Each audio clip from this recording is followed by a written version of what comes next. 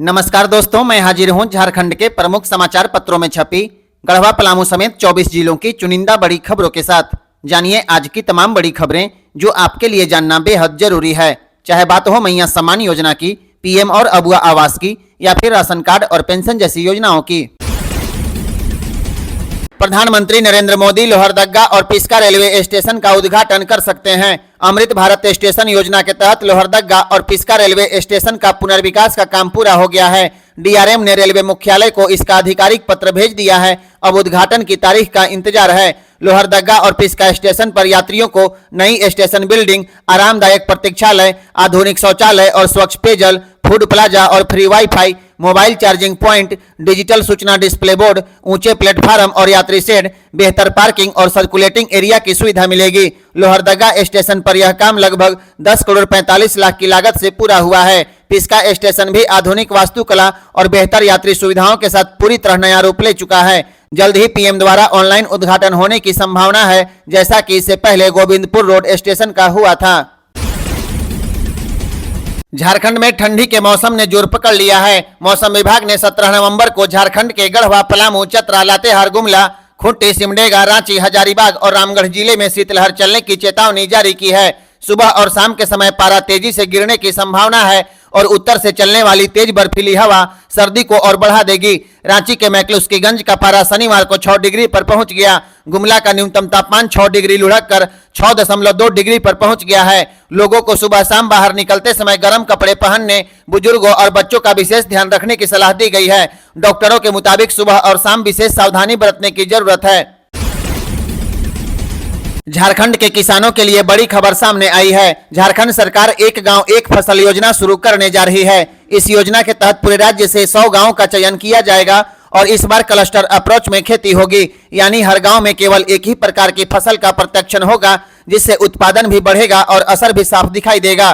खास बात यह है कि जिस गांव को खरीफ सीजन में सरकारी लाभ मिल चुका है उसे इस बार शामिल नहीं किया जाएगा, क्योंकि रिपोर्ट में सामने आया था एक ही गांव के किसानों को बार बार लाभ देने से योजना का असर नहीं दिख रहा था। कृषि विभाग के अधिकारियों के अनुसार किसानों को अलग अलग फसलों के लिए बीज उपलब्ध कराए जाएंगे। तेलहन की खेती के लिए प्रति हेक्टेयर किसानों को 6 किलो बीज मिलेगा। इसके साथ ही चना, मसूर और मूंग के बीज इस योजना के तहत वितरित किए जाएंगे। सदर अस्पताल रांची के डॉक्टरों ने गला कटे हुए एक युवक की जिंदगी बचाकर चमत्कार कर दिया। अनगढ़ा के रहने वाले 24 साल के मनोज तिर्की का गला कट चुका था और सांस की नली क्षतिग्रस्त हो गई थी, लेकिन सदर अस्पताल रांची के डॉक्टर अजीत कुमार, डॉक्टर अजय कुमार विद्यार्थी और डॉक्टर तन्मय प्रसाद ने मरीज को सिर्फ 15 मिनट में ऑपरेशन थिएटर पहुंचा दिया। करीब 2 घंटे तक सर्जरी चली। डॉक्टरों ने तुरंत ट्रैकियोस्टोमी कर मरीज को सांस लेने के लिए नया कृत्रिम रास्ता बना दिया। डॉक्टरों के मुताबिक अगर कुछ मिनट और देर हो जाती तो मरीज की जान नहीं बच पाती। ऑपरेशन के बाद मरीज को आईसीयू में रखा गया है और अगले 72 घंटे बेहद महत्वपूर्ण बताए गए हैं। सारी सर्जरी निःशुल्क की गई है। यह सिर्फ एक इलाज नहीं बल्कि झारखंड के सार्वजनिक स्वास्थ्य सिस्टम की एक उम्मीद और जीती जागती मिसाल है। बधाई है झारखंड के ऐसे डॉक्टरों को। वीडियो को लाइक कर दीजिए, कमेंट करके डॉक्टर साहब को बधाई दीजिए और जीपीएल न्यूज को फॉलो कर लीजिए। प्रधानमंत्री आवास योजना शहरी के तहत बनाए गए किफायती घरों का आवंटन अब ई लॉटरी के माध्यम से किया जाएगा। इस लॉटरी में 209 आवास को शामिल किया गया है। जिन लाभुकों ने पहले किस्त जमा नहीं की थी उनके आवंटन को रद्द कर उन घरों को अब दोबारा लॉटरी में शामिल किया जा रहा है। अब तक 120 लाभुकों को गृह प्रवेश कराया जा चुका है। फ्लैट G3 मॉडल में बनाए गए हैं और इनमें सभी मूलभूत सुविधाएं, बिजली, पानी, स्ट्रीट लाइट, पंखा, बल्ब, चौड़ी सड़कें, पार्क और तालाब जैसी सुविधाएं उपलब्ध है। वरिष्ठ नागरिक और दिव्यांगजनों को ग्राउंड फ्लोर में प्राथमिकता दी जाएगी। लॉटरी में चयनित लाभुकों को 1 महीने के भीतर किस्त जमा करनी होगी, तभी आवंटन मान्य होगा। आपको बता दें, जमशेदपुर के आदित्यपुर नगर निगम क्षेत्र के काशीडीह में 209 किफायती घरों की ई लॉटरी 19 नवंबर को दोपहर 1 बजे अटल पार्क आदित्यपुर में किया जाएगा। सरकार ने एलपीजी कनेक्शन पर अब ई-केवाईसी अनिवार्य कर दिया है। 31 मार्च 2026 तक जिन लाभुकों का ई-केवाईसी नहीं होगा उनकी गैस की सब्सिडी रोक दी जाएगी। राहत की बात यह है कि गैस सिलेंडर की सप्लाई बंद नहीं की जाएगी। आपको बता दें, पीएम उज्ज्वला योजना के लाभुकों के लिए ई-केवाईसी कराना अनिवार्य है। ई-केवाईसी कराने पर 8वीं और 9वीं रिफिल पर लाभुकों को 300 रुपए प्रति सिलेंडर की सब्सिडी दी जाएगी। समय सीमा पार होने पर सब्सिडी को अस्थायी रूप से खत्म कर दिया जाएगा। आप अपने घर बैठे मोबाइल फोन से भी ई-केवाईसी कर सकते हैं। इसके लिए एलपीजी कंपनी का आधिकारिक ऐप खोलें, आधार फेस ऑथेंटिकेशन करें, ओटीपी दर्ज करें और ई-केवाईसी की प्रक्रिया पूरी हो जाएगी। इसके अलावा आप गैस एजेंसी में जाकर भी ई-केवाईसी करा सकते हैं। इसके लिए Aadhaar link, mobile, gas connection number और बैंक अकाउंट नंबर के साथ गैस एजेंसी में जाना होगा। अगर आपकी एलपीजी सब्सिडी आपके लिए महत्वपूर्ण है तो आज ही जाकर ई-केवाईसी करा लीजिए। पलामू जिले के पांकी में एक झोला छाप डॉक्टर की लापरवाही ने तीसरी कक्षा के छात्र की जान ले ली। मझौली निवासी तीसरी कक्षा का छात्र आदर्श कुमार को बुखार था। परिजन उसे इलाज के लिए डॉक्टर इस्लाम अंसारी नाम के एक झोला छाप डॉक्टर के पास ले गए। डॉक्टर ने इंजेक्शन लगाया, खून की जांच में मलेरिया बताया और छात्र को उसी दिन छुट्टी दे दी। लेकिन रात होते ही छात्र की हालत बिगड़ने लगी, घबराहट, बेचैनी और फिर रात 12 बजे के करीब छात्र हांफने लगा। परिजन उसे तुरंत पांकी के सीएचसी अस्पताल ले गए, जहां डॉक्टर आरिफ ने जांच के बाद कहा कि छात्र की मौत ओवरडोज दवा दिए जाने से हो गई है, यानी गलत इलाज, गलत इंजेक्शन और छात्र की जिंदगी खत्म हो गई। इसके बाद परिजन भड़क उठे। जैसे ही आरोपी डॉक्टर अस्पताल से भागने लगा, लोगों ने उसे पकड़ लिया और पुलिस के हवाले कर दिया। गढ़वा जिला मुख्यालय के पुरनचंद चौक के पास सड़क किनारे ठंड से कांपते हुए इस बूढ़े आदमी की कहानी सुनकर आपकी आत्मा भी हिल जाएगी। तारीख 15 नवंबर शाम करीब 7 बजे और तापमान लगभग 10 डिग्री। इस कड़ाके की ठंड में 80 साल से अधिक उम्र के सीताराम महतो सड़क पर बेसहारा पड़े मिले।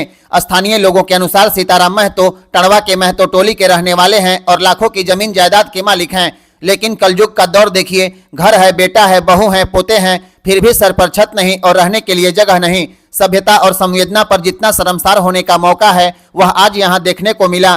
ठंड से कांपते हुए बुजुर्ग को देखकर एक राहगीर का दिल पसीज गया। उसने बुजुर्ग के लिए खाना मंगाया और उन्हें अस्पताल भिजवाने की व्यवस्था की ताकि उनकी जान बच सके। सवाल है कि क्या बुजुर्गों का सम्मान अब सिर्फ किताबों और भाषणों में रह गया है? क्या जीवित माता पिता की सेवा से बड़ा कोई और धर्म हो सकता है? वीडियो अच्छा लगे तो लाइक कर दीजिए और जीपीएल न्यूज को फॉलो कर लीजिए।